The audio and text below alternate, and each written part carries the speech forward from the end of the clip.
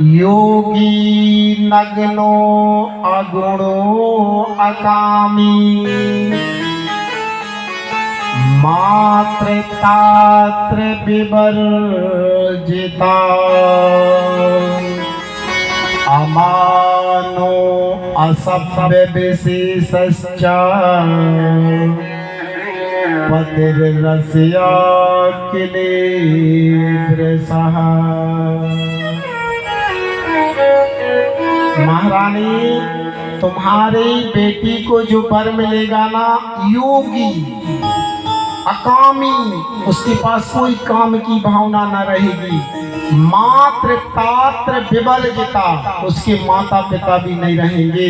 अच्छा महाराज, अमानो असभ्य, नंगा धुड़ंगा घूमता रहेगा, किसी से मतलब नहीं।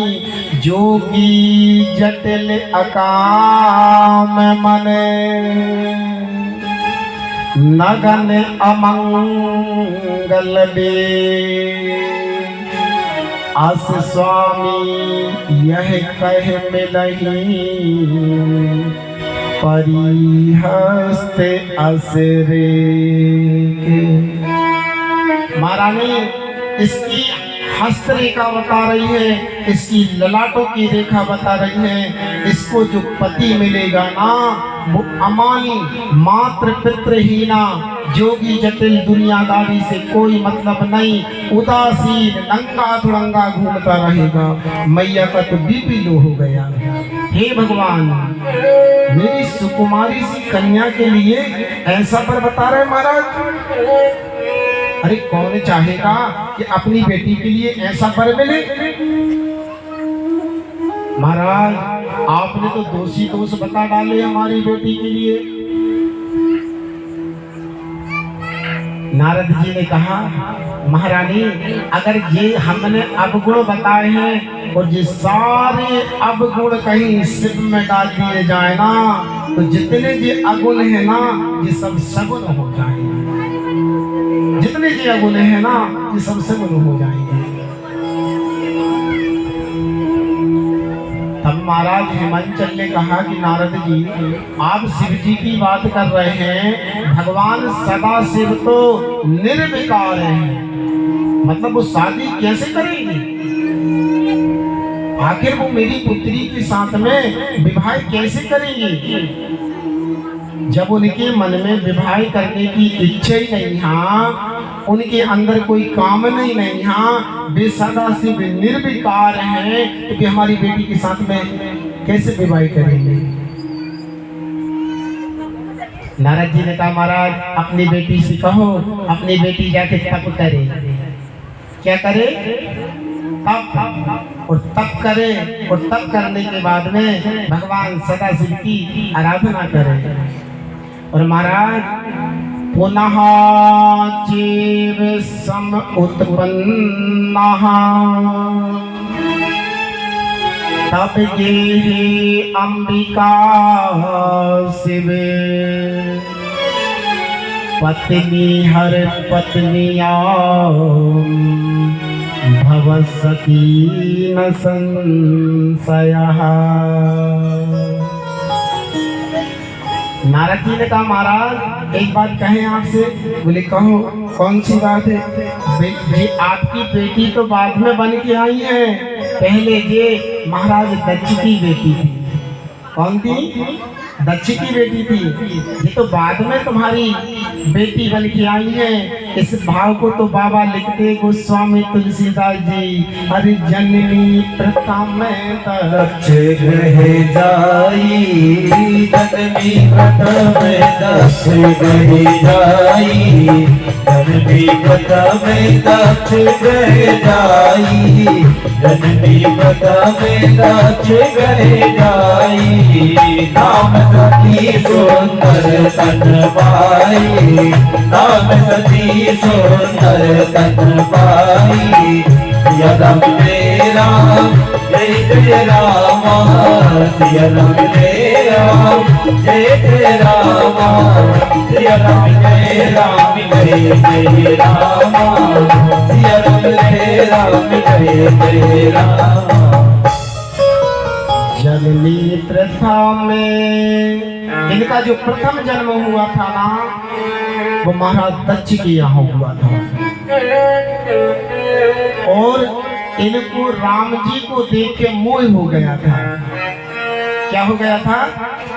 राम जी को देखे दंडक वन में मोह हो गया था, इसलिए शिव जी ने इनका परित्याग कर दिया था और इनने अपने पंचभौतिक शरीर का यज्ञशाला में प्राणों की आहुति दे दी थी।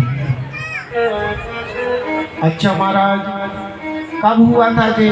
बोले याद करो, दंडक वन में जब राम जी की लीला चल रही थी, जब राम जी कह रहे थे, बाबा लिखते गोस्वामी, हे खग हे मृग मधुकर सेनी, हे खग हे मृग मधुकर सेनी, हे खग हे मृग मधुकर सेनी, हे खग हे मृग मधुकर सेनी, तुम देखी सीता नदी नैनी, तुम देखी सीता नदी नैनी।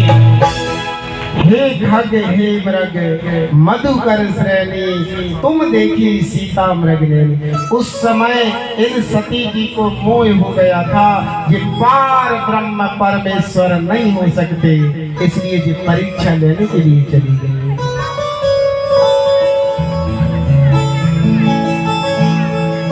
अब पार्वती जी को लेके मैना महारानी बैठी है। अब मैना महारानी बैठी है, मैना महारानी ने कहा महाराज ये बेना समझ में ना आया, बोना महाराज काका पक के चलोगे जो बाबा, हमारी समझ में तो आई नहीं रहोगे। महाराज हिमांचल ने कहा एक बात बताऊं देवी, संसार में चंद्रमा में से आग बरस सकती है, चंद्रमा आग उलग सकता है, लेकिन नारद जी के वचन असत्य नहीं हो सकते। नारद जी ने जो कहा है ना वो निश्चित होगा।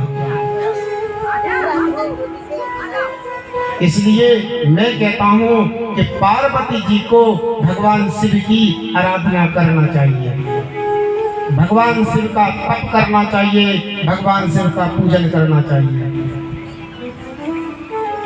तुरंत झूले में से उठ के छोटी सी मैना महारानी आई और मैना महारानी ने कहा मैया मैया एक बात बताऊं, हमारी भी तो एक बात सुन लो। मैया ने कहा बेटी बताओ। मैया ने कहा रात्रो दृष्टो स्वप्नस्या तम बदामि कृपां कुरु। मैया मैया मैंने रात्रि में एक स्वप्न देखा है। मैया ने कहा अच्छा बेटी तूने स्वप्न देखा होगा तो अच्छा देखा होगा ना, बता तो कौन सा स्वप्न देखा है। पार्वती जी कहती सुनहु मात में दीखे असे, सुपन सुना बहुतो